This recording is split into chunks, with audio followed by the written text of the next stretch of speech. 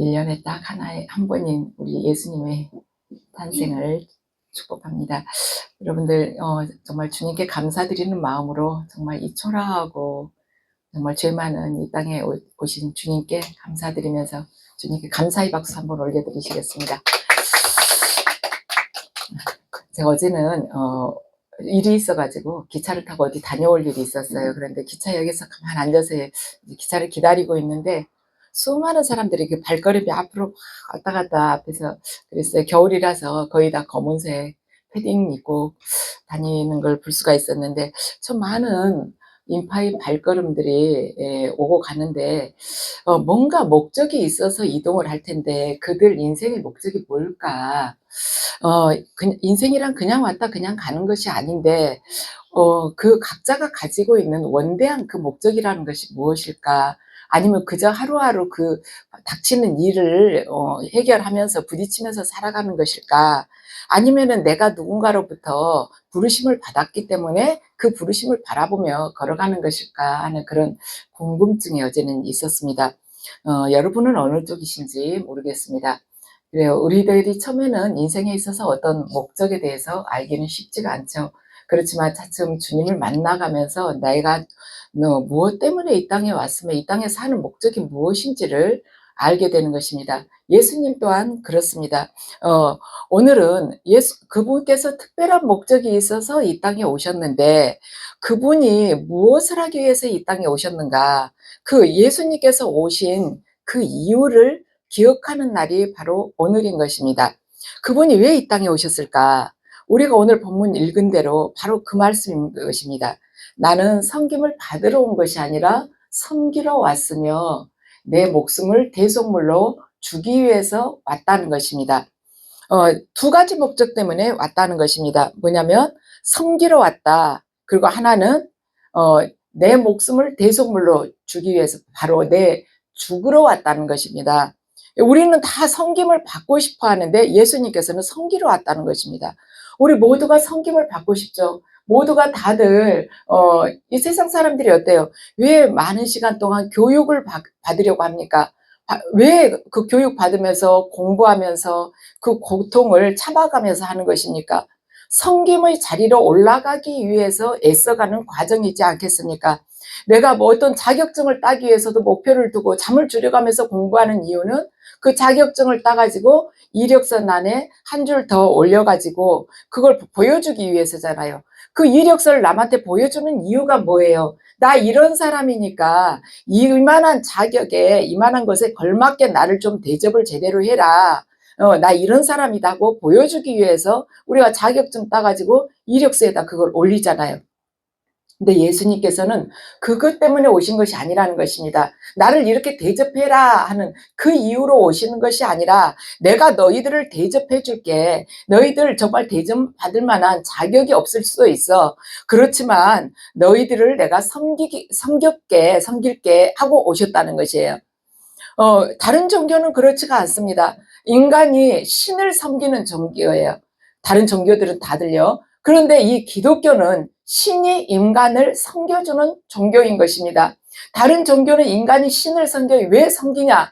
섬긴 만큼 거기에 대한 보답이, 거기에 대한 보상이 주어질 것이라고 생각하기 때문에 인간이 신을 섬기는 것입니다.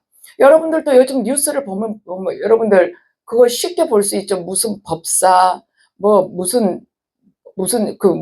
그 무속인들 요즘 뉴스에 많이 나오지 않습니까?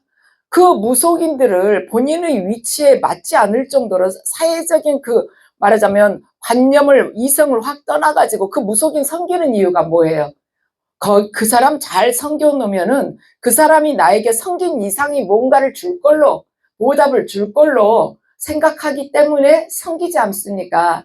근데 어떤 분이 거기다가 이렇게 글을 써놨어요. 뭐 건진법사 무슨 법사 이렇게 쭉 사진이랑 이렇게 나열된 거기다가 아래다 뭐라고 써놨냐면은 이것만 봐도 얼마나 무속인들이 가짜인 줄 알 수 있지 않겠느냐. 무당들이나 무슨 그 철학원이나 무속인들 믿는다는 것이 얼마나 허무맹랑한지를 성경을 보여주지 않고 이것만 봐도 알지 않겠느냐고 그래요. 그렇습니다. 다른 종교는 신을 섬기면 섬긴 만큼 뭔가 올 것이라고 생각돼가지고 그 신을 섬기는 것이죠. 그렇지만 우리 기독교인만큼은 그것이 아니라는 것입니다. 정말 우리가 상상할 수 없는 그 창조주께서 우리를 섬기기 위해서 오셨고 그분이 우리를 위해서 목숨을 버리기 위해서 오신 종교인 것입니다. 바로 그래요. 내 목숨을 너희들이 몸값으로 주러 왔다는 것이요. 우리가 우리 몸값을 내야 돼요. 죄 때문에. 죄의 싹은 사망이기 때문에. 근데 그 죄의 싹은 사망인데 그 사망을 내가 대신 지불할게. 그래서 오셨다는 거예요. 이 몸값이라는 것이 노예를 해방시키기 위해서 돈을 주고 노예를 사서 내가 풀어주는 거. 그때 내는 그 몸값이지 않습니까? 바로 요즘 같으면은 어떤 죄수가 구속돼 있어요. 구속돼 있는데 그 죄수가 풀리도록 하기 위해서 보석금을 내는 것, 바로 그 보석금이지 않습니까? 그런데 예수님께서 그 보석금을 당신의 몸으로 우리 각자에게 다 내주신 것이에요. 그래서 우리에게 당신께서 몸값을 치러주셨는데 어떤 사람은 그래요. 내가 무슨 몸값이 필요해요. 나는 뭐 풀려날 것이 없습니다. 내가 뭐에 구속됐다고 그렇게 이야기를 합니까? 하는 사람이 있어요. 내가 뭐 때문에 구속이 됐고 왜 내가 노예가 돼 있어요? 그런 사람이 있을 수 있습니다. 그런데 예수님께서는 그 사람들을 향해서 마가복음 2장 17절을 말씀을 하십니다. 여러분들 마가복음 2장 17절 말씀 함께 읽으시겠습니다. 예수께서 그 말을 들으시고 그들에게 말씀하셨다. 건강한 사람에게는 의사가 필요하지 않으나 병든 사람에게는 필요하다. 나는 의인을 부르러 온 것이 아니라 죄인을 부르러 왔다. 아멘. 우리가 예수 그리스도를 처음 믿을 때는 예수 그리스도께서 그렇게까지 나한테 많이 얼마나 필요한지는 잘 깊이는 잘 몰라요. 그냥 믿으면 좋다고 하니까 믿고 최소한 그래도 없는 것보다 일단 챙겨놓는 것이 더 낫지. 혹시라도 미래를 위해서 사후를 위해서 그런 생각을 할 수도 있지만 시간이 흐르면서 믿음이 점점 깊어가면서 내가 얼마나 영적으로 죽어있고 병들고 부패한 자인가를 알게 되면 그때 정말 나에게 예수 그리스도라는 그 의사가 필요했구나. 예수 그리스도라는 그 노예를 해방시킬 수 있는 말하자면 싹을 풀어줄 사람, 싹을 내줄 그 사람이 그분이 필요했구나 하는 것을 알게 됩니다. 간혹 이렇게 다른 분에게 예수를 전하다 보면은 이렇게 우리 전도지 드리잖아요. 그러면은 더 좋은 것 좀 주세요. 그래요. 이보다 더 좋은 거 없어요? 그래서 그러면 제가 그래요. 그 안에요. 선생님이 원하실 것보다 훨씬 더 좋은 것들이 다 들어있어요. 제가 그러거든요. 우리 예수님을 찾지 말아갈수록 내가 얼마나 병들고 사형선고 당한 사형수인지를 알게 되는 것입니다. 우리가 그때 알게 되죠. 내가 바로 병든 사람이라는 걸. 그래서 예수 그리스도라는 의사가 정말 내가 필요한 사람이었구나 하는 것을 알게 됩니다. 사람들은요, 예수 그리스도를 정확하게 알지 못할 때까지는 내 힘을 의지하고 또한 내 능력 닿는 대로 그걸 가지고 마음껏 행사하면서 살아갑니다. 그러니까 다른 사람 힘이 별로 필요가 없는 것이에요. 나는 아무도 믿지 않는다. 나는 나만 믿는다. 그런 경우 있죠. 내 능력을 나는 의지하겠다. 그것이 사람들이 목적이고 이 세상은 그런 힘의 논리가 지배하고 있는 세상입니다. 그런데 예수님께서 이 세상의 그런 논리를 초월해서 이 땅에 오셔가지고 그 힘을 내려놓으라는 거예요. 너희들 꽉 쥐고 있고 누군가를 향해서 행사하려고 하는 그 힘을 내려놔. 내가 그 의지를 꺾고자 이 세상에 왔어. 뭘로? 너희들을 내가 섬김으로 인해서 너희들이 그 힘이 다른 사람을 향해서 군림하고 말하자면 지배하려고 하는 그 힘이 꺾이기를 원해. 그러면서 예수님께서 우리에게 말씀을 하셨다는 것입니다. 그분께서는 사랑을 하시되 끝까지 사랑을 하신 거예요. 당신께서 금방 돌아가실 것을 알고 있으시면서도 끝까지 사랑을 하신 것입니다. 금방 돌아가실 건데 좀 더 사랑하면 뭐하고 덜 하면 뭐겠습니까? 금방 가실 건데. 근데도 끝까지 하셨다는 거예요. 그 사랑이라는 것은 이 물질의 차원에서 없어지는 것이 아니지 않습니까? 그 사랑은 사랑, 믿음, 용서, 이러한 평강, 이러한 것들은 4차원적인 거잖아요. 물질의 세계를 이미 넘어선 것이잖아요. 그래서 이 세상에 그분께서 그 이 물질의 세계를 초월한 그 많은 은혜를 가지고 이 세상에 오신 것입니다. 예수님께서는 오늘 바로 본문 앞에 있는 44절을 통해서 그래요. 누구든지 으뜸이 되고자 하는 자는 모든 사람의 종이 되어야 된다고 말씀을 하십니다. 정말 위대한 사람이 되고 싶은가? 너희들 위대한 사람이 되고 싶어? 그럼 모든 사람이 종이 돼. 이 말씀을 언제 하셨냐면 예수님께서 십자가의 그 사역을 감당해야 된다고 제자들한테 이야기를 하시면서 제자들과 함께 가시는데 예루살렘으로 올라가시는데 그 이야기를 듣고도 제자들이 길에서 다투었습니다. 누가 더 위냐? 누가 더 제일 윗자리냐고 그걸 다툰 거예요. 예수님은 지금 곧 십자가에 매달려 돌아가셔야 되는데 제자들이 이렇게 다퉜다는 것입니다. 그 말씀을 읽어보면 우리도 참 믿음 생활하면서 철없을 때 내 자신이 한심스럽지만 한편으로는 또 위로도 됩니다. 이렇게 싸웠던 제자들이 나중에는 다 순교하지 않습니까? 그래서 우리도 지금은 철없고 어저께 믿음 오늘 도저히 또 그 믿음 갖고는 못 살고 어제는 믿음 좋고 화끈했다가 오늘은 또 모든 게 다 꺼지는 그런 기분이 있잖아요. 그래요. 우리는 어쩔 때는 그렇습니다. 햇빛이 창문으로 싹 들어올 때는 내가 뭔가 내 기도가 다 하나님께서 들으신 것 같고 하나님께서 함께 하신 것 같다가 구름이 쫙 끼면은 오늘은 뭔가 영적으로 좀 안 좋은 것 같은 그런 기분 들 때 있잖아요. 그래서 우리는 하나님께서 주시는 그 일용할 양식을 받지 않으면 살 수가 없는 것입니다. 우리 기분으로 살아가는 것이 아니에요.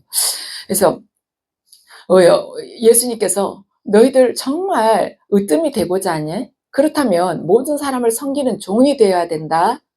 이 말이 요즘 같은 이 세상에 누가 그 말씀을 하시면 누가 듣겠습니까? 으뜸이 되고자 해. 그러면 모든 사람이 종이 돼. 종 됐다가 어쩌라고 거기서 헤어나지 못하면 어쩌겠습니까? 종이 아니고 말만 조금 따뜻하게 해도 얼마나 짓밟으려고 하는 세상인데 그런데도 예수님은 왜 섬기라고 하시는 걸까? 섬기려고 가까이 다가가면 있는 것마저도 섬긴다고 하기 전부터 뺏어가려고 하는 세상인데 근데 그것입니다. 세상이라는 것은 내가 많이 취해가지고 축적을 해서 되는 것이 아니라는 것이죠. 섬긴다는 것은 내가 축적을 하고 말하자면 많은 것들을 쌓아놓고 많은 것을 움켜쥐고 있는 이런 사고로부터 이런 사고의 축이 말하자면 나누는데 분산하는 대로 바뀌라는 것입니다. 내가 축적했던 이 힘을요 다 흩어버리라는 것이에요. 나누라는 것입니다. 우리 간증하는 이 기독교 성도들이랑 이렇게 보면 그렇죠. 나눌 때 하나님께서 축복을 주신다는 것을 알 수가 있어요. 그 나눔 안에 내가 너에게 준 그것을 얼마나 다른 사람들에게 흩어 뿌릴 수 있느냐 그걸 보시고 하나님께서 축복을 주시는 거예요. 하나님께서는 일단 시험을 해보십니다. 일단 주세요. 그러고 나서 어떻게 하는가 보시는 것입니다. 세상의 논리로는 절대 통할 수가 없어요. 나누면 나눌수록 내가 빈곤해지는 것이 세상의 물질의 세계의 논리인 것입니다.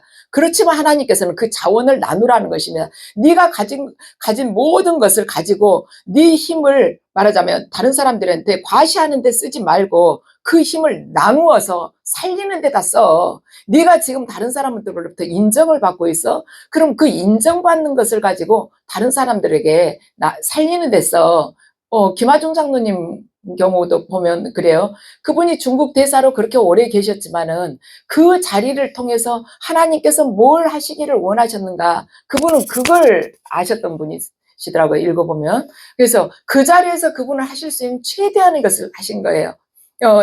그분이 중국 대사로 6년 반 계시면서 그때 이제 막 탈북민들이 막 이제 나올 때였대요, 북한에서. 그래서 그것이 말하자면 거기에 대한 어떤 규례 같은 게 그때는 정해지지 않았었대요. 중국을 이렇게 탈북할 때. 그렇기 때문에 그것부터 다 이거 새로 세워 나갔었어야 돼요. 그러니까 처음이니까 모든 게 좀 어설플 수 있죠. 그런데 김하중 장로님이 그때 하나님께 기도를 하기를 제가 이 중국 대사로 있는 동안에 1000명의 탈북민을 한국으로 보내겠습니다. 주님 그렇게 보내게 해달라고 기도를 하신 거예요. 저도 그 생각을 했습니다. 저도 우리 교회도 지금 이렇게 전도를 하잖아요. 저와 여러분 모두가 어떤 목표를 갖기를 원합니다. 목표 없이 막연하게 하면은 일이 훨씬 더 효율성이 좋고 내가 그만한 각오가 더 약해질 수 있거든요. 단단한 각오가 안 돼. 나 일주일에 몇 명을 전도해야겠다. 딱 마음으로 결심을 한 거예요. 결심한 하나님 이렇게 전도를 할 수 있도록 저를 도와주세요. 그리고 목표를 정해놓고 사는 것입니다. 목표를 정해놓고 사는 사람이 그 인생에 있어서 그 목표를 달성하고 나중에 훨씬 더 선한 영향력을 끼칠 수 있는 확률은요 90%가 넘거든요. 근데 목표가 없는 자는 인생에 있어서 어떠한 곳에 도달하기가 5%가 안 돼요. 사역자들이 이걸 통계를 내보면 그래요. 그래서 저와 여러분이 그냥 막연하게 에이, 주일에 가서 조금 담아갖고 가서 그냥 가다가 이렇게 해주지 그것이 아니라 그 목표를 딱 설정해 놓고 주님 제가 그렇게 할 수 있도록 아버지 만나게 해주시고 역사해 주세요.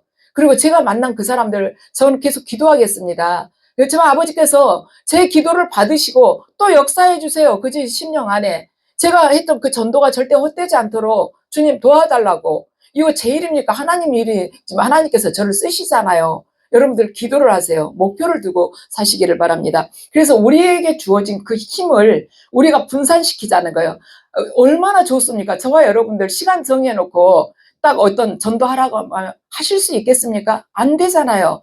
아무리 짧은 시간이어도 여러분들 수요일 날 2시에서 3시까지 1시간씩 매 주마다 전도하시라면 하시겠어요? 꼭 해야 된다 하면 무슨 일이 있을 수도 있잖아요.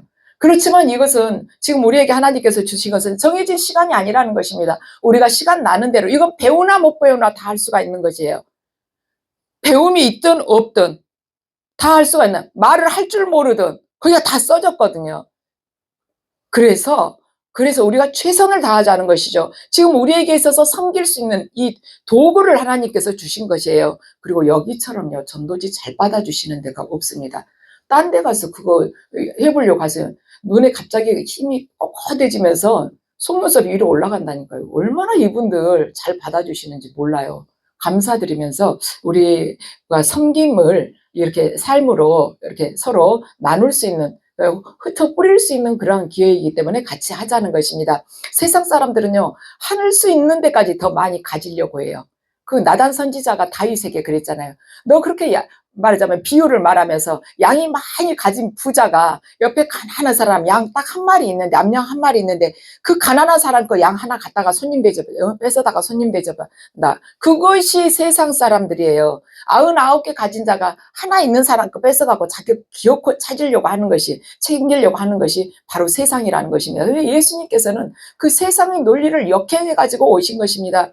그래서 권력이라는 것은 끊임없이 자기를 확장하고자 하는 것인데 주님께서는 그 모든 것들을 깨뜨리신 것이죠. 그래서 너희들 그렇게 하고 살면 서로가 죽는 길이야. 서로가 자기의 말하자면 확장하고 자기 소유로 만들고 자기 힘을 점점 더 펼쳐나가려고 하면 맨 먼저 부부관계에서부터 깨진다는 것입니다. 부부관계는 내가 부족한 것을 저 사람을 통해서 얻어야겠다는 것이 아니라 저 사람이 조금 부족한 것이 있다면 내가 같이 힘이 되어야겠다 하고 그런 마음으로 결혼을 해야지 내가 결혼해가지고 이전에 못했던 걸 누려봐야지 하면 절대로 그것을 만족시켜줄 사람도 없고 그 결혼은 불행하게 시작이 되는 것입니다.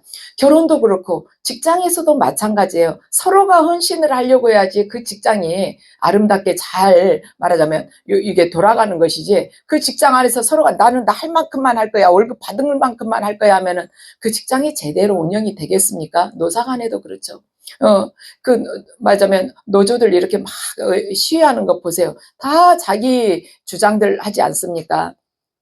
우리나라에서 얼마 전에 그 삼성이 이렇게 나왔잖아요. 그 노조들이 원하는 것이 너무 다른 거예요. 그 삼성에서 이렇게 해준 거하고 그 사람들이 원하는 거하고 그러니까 결국에는 못하게 되는 거지 않습니까? 그래요. 어디든지 내가 원하는 거 내 욕심을 다 채우려고 하면 거기에서는 반드시 분열밖에 없다는 것입니다. 분열과 분쟁밖에 없어요. 그래서 가정에서도 내가 소금이 되지 않으면은 그 가정이 화평하기가 어려운 것입니다. 내가 조금이라도 희생하고 내가 그들을 수용하지 않으면은 어려운 거예요. 그리고 과거에 내가 이랬는데 왜 누구 때문에 이렇게 됐다. 지금 여러분들 말씀하고 가만히 내 자신을 한번 말씀에다 넣고 비교를 해보세요. 다 내 탓인 것입니다. 누구 탓할 것이 없어요. 뭐 꼭 저쪽에서 잘못한 것 같지만 내가 그 전에 잘못할 만한 요인을 제공했으니까 그 사람이 그런 것이지 내가 잘한 것 그렇게 없습니다. 그래서 주님께서는 우리가 으뜸이 되고자 하면 다른 사람이 꼭 종이 되라고 말씀을 하시고 네가 섬김을 받으려 하지 말고 섬기라고 말씀하시는 것입니다. 그래서 사도 바울이 예수님을 만나고 나서 그걸 깨닫게 됐어요. 내가 지금까지는 이스라엘 최고의 랍비가 되는 것이 내 말하자면 목적이었는데 그것이 아니구나. 나는 작은 자 중에서도 가장 작고 죄인 중에서도 가장 죄인 중에 괴수가 바로 나였구나. 그걸 알게 되었습니다. 자, 에베소서 3장 8절 9절 말씀입니다. 에베소서 3장 8절 9절 말씀입니다. 함께 읽으시겠습니다. 하나님께서 모든 성도 가운데서 지극히 작은 자보다 더 작은 나에게 이 은혜를 주셔서 그리스도의 헤아릴 수 없는 부요함을 이방 사람들에게 전하게 하시고 만물을 창조하신 하나님 안에 영원히 전부터 감추어져 있는 비밀의 계획이 무엇인지를 모두에게 밝히게 하셨습니다. 아멘. 정말 우리 모두가 고백할 수 있는 말씀입니다. 지극히 작은 자보다 더 작은 나에게 이 은혜를 주셔서 우리 모두의 고백이죠. 그리스도의 헤아릴 수 없는 부요함을 이방 사람들에게 전하게 하시고 예수 그리스도의 그 이름 안에 있는 헤아릴 수 없는 그 많은 부요함을 이방 사람들에게 전할 수 있도록 하나님께서 우리에게 비전을 주시고 이곳으로 또한 옮겨주시고 만물을 창조하신 하나님 안에 영원 전부터 감추어져 있는 비밀의 계획이 무엇인지를 모두에게 밝히게 하였습니다. 아멘.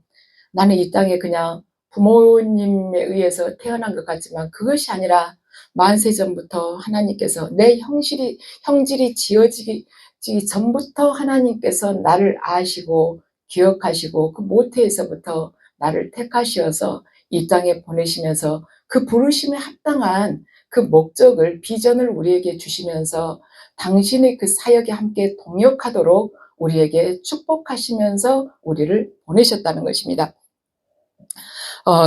그래서 그분은 섬기러 오신 것이 섬김을 받으러 오신 것이 아니라 섬기러 오셨다는 것입니다. 그래서 바울은 그 아테네 아레오파고 그 광장에서 올라가서 헬라 시민들에게 이렇게 말을 합니다. 자, 사도행전 17장 25절 말씀입니다. 또 하나님께서는 무슨 부족한 것이라도 있어서 사람의 손으로 섬김을 받으시는 것이 아닙니다. 그분은 모든 사람에게 생명과 호흡과 모든 것을 주시는 분이십니다. 아멘. 우리 이 말씀을 가만 묵상을 해보면요. 하나님께서 무슨 부족한 것이라도 있어서 사람의 손으로 섬김을 받으시는 것이 아닙니다. 그분은 모든 사람에게 생명과 호흡과 모든 것을 주시는 분이십니다.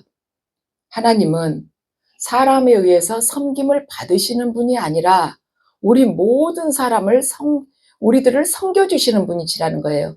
무엇을 그분은 우리들에게 다 주시냐면 생명.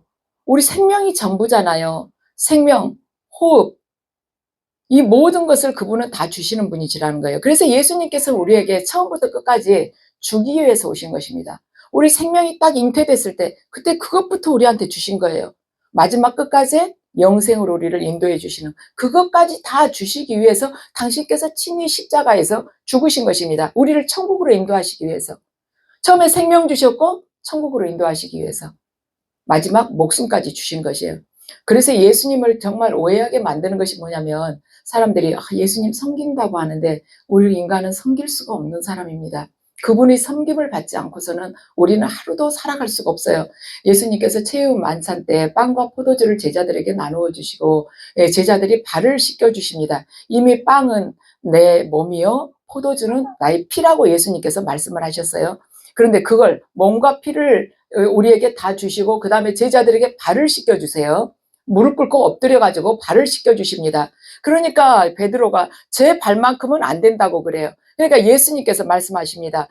내가 네 발을 씻지 않으면 너하고 아무 상관이 없다. 내가 너를 섬기는 것을 네가 받지 않으면 너는 나와 상관이 없는 사람이다. 우리들이 내 예수님의 섬김을 날마다 받지 않으면 우리는 예수 그리스도와는 상관이 없는 사람입니다. 예수 그리스도께서는 내 목숨을 많은 사람들이 대속물로 주려고 오셨다고 그러셨어요. 그래서 그분을 만나지 않으면, 그분의 인도함을 받지 않으면 우리는 절대로 자유롭지가 못하는 것입니다. 그분께서 우리의 죄값을 치르러 오셨기 때문에 그러시는 것이죠. 그래서 오늘 예수님께서 우리에게 우리의 몸값을 치르기 위해서 이 땅에 오신 그것을 기념하는 날인데, 그리하여서 우리를 자유롭게 하시기 위해서 오신 그날, 우리가 감사하고 기념하는 날인데, 이걸 깨달았기 때문에 베드로나 바울은 그렇게 예수님을 만난 후로 그렇게 인생이 완전히 바뀐 것입니다. 그들은 섬김을 받고 나서 이 섬김을 받아야 사람이 사람다워진다는 것을 몸으로 보이고 증거하면서 살다 간 것입니다. 넘치도록 섬김을 받은 사람들이에요. 저와 여러분도 예수 그리스도의 섬김을 넘치도록 받았습니다. 일단 생명 부분에서도 넘치도록 받았습니다. 이 시간에 호흡한 것도 그분께서 우리를 섬겨주시기 때문에 우리가 호흡할 수 있는 것입니다. 우리가 기계의 도움을 받지 않고 호흡한다는 것도 얼마나 큰 감사인지 알 수가 없을 정도이죠. 이것이 바로 우리가 섬김을 받았기 때문에 이 섬김을 받은 그 섬김을 사람들에게 섬김을 받아야만이 사람다워집니다 하고 증거하기 위해서 우리가 주님으로부터 이 사명을 받아서 전하는데, 그것이 바로 복음이라는 것입니다. 1969년에요.